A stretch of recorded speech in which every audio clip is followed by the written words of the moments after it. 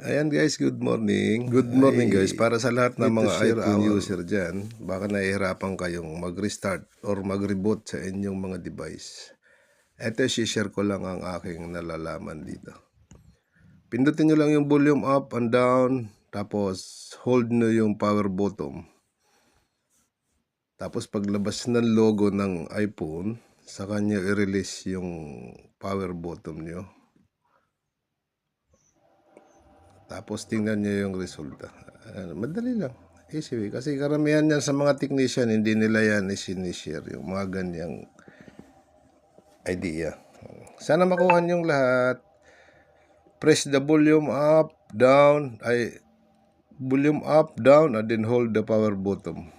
Until release the logo. When the logo is coming, release the power button. That's it. Thank you so much. Sana ay nakuha nyo.